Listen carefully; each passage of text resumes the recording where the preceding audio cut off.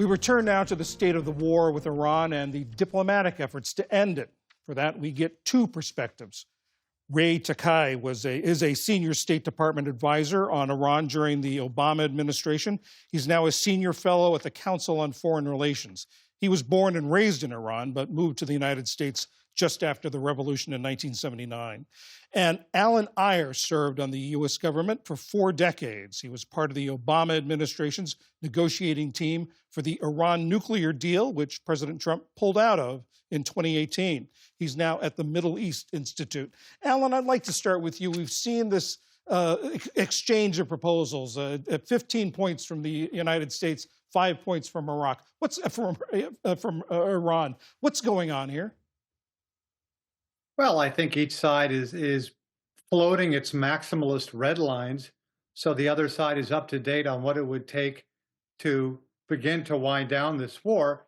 The bad news is that these red lines are even farther apart than they were before the war started. So no direct negotiations, but messages are being passed. Ray, how do you see it? I think Alan is right that at this particular point, a diplomatic agreement is not apparent given how far apart these points are. But the very fact that both parties are offering points of negotiations, however maximalist or even absurd they may be, perhaps indicates a propensity to look for some sort of an off-ramp in an impasse that they both find themselves. Alan, you say there's unlikely to be a diplomatic solution, but are they at least going to talk and negotiate? Oh, there won't be direct negotiations. I find that highly improbable. The foreign minister of Iran just today said direct negotiations are out of the question. And there won't be a ceasefire because Iran loses momentum if they have a ceasefire and then negotiate. So the fight will continue and messages will continue to be passed.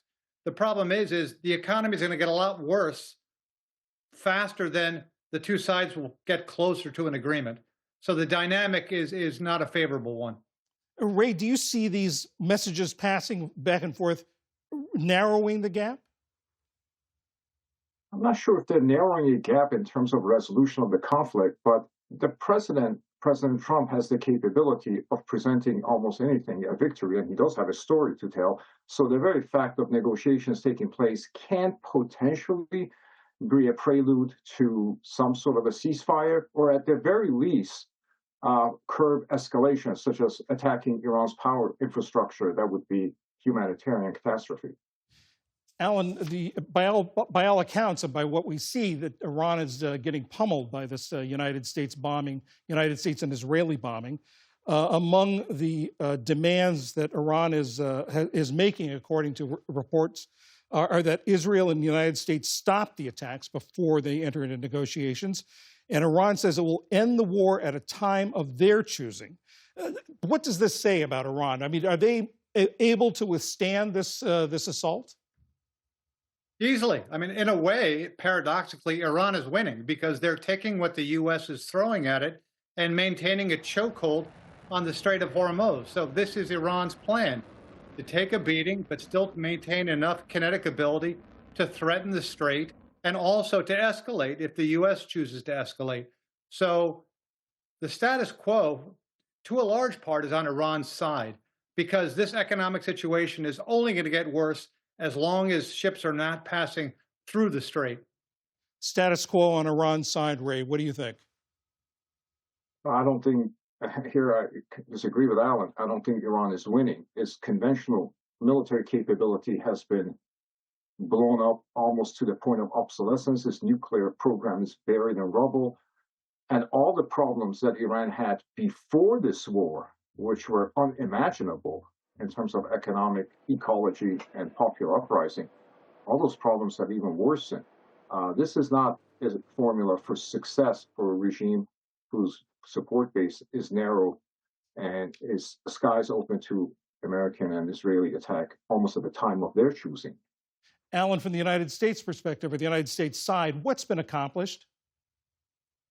Well, again, you can pick among President Trump's statements as to the purpose of the war, but we have, for now, destroyed Iran's ability to project power beyond its own borders. So if I were President Trump, I would take that as a win and walk away. The problem is we have increased Iran's desire to project power past its borders. In other words, to have effective strategic deterrence. And now Iran has found a new possible way of strategic deterrence, which is controlling the Strait of Hormuz. So that's where we stand today. Ray, both the Israelis and the president have said that they want regime change. They're hoping that the Iranians will rise up after this pummeling that they're getting. How likely do you think that's to happen? The theory of the case for the Israelis, and sometimes, as Alan said, the Americans, is that the regime's coercive apparatus, the security services, have been so degraded that when an opposition movement reemerges, and I think it inevitably will, it will have a greater chance of success than it did previously. There is something to that. I am not prepared to reject it. It has not been tested, but the Islamic Republic will face another protest movement, and we'll see if it still has the capacity to conduct the killing spree like it did last time. The Israelis and many Americans hoping that it will not. It remains to be seen, but I don't think the logic of that argument should be dismissed. Alan, how do you see this ending? I see this ending as, I don't think we'll get a negotiated solution. I think the U.S. will declare victory and, in effect, just stop the kinetic attacks and convince Israel to stop. Iran will continue for a little while longer, and then there'll be a new modus vivendi worked out in terms of the Strait of Hormuz with the Gulf allies. So it'll be a slow and ugly ending, and the Middle East and the Gulf will never go back to the way it was before. Ray, what about you? How do you see this ending? I largely agree with Alan that status quo ante in the Gulf will not be the same. The Iranians have proven that with primitive technology, they can obstruct the critical passageway in terms of maritime commerce, in terms of global commerce.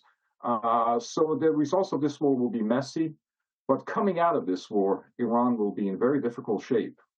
Gentlemen, we got to leave it there. Ray Takeyh and Alan Eyre, thank you both very much. Thank you.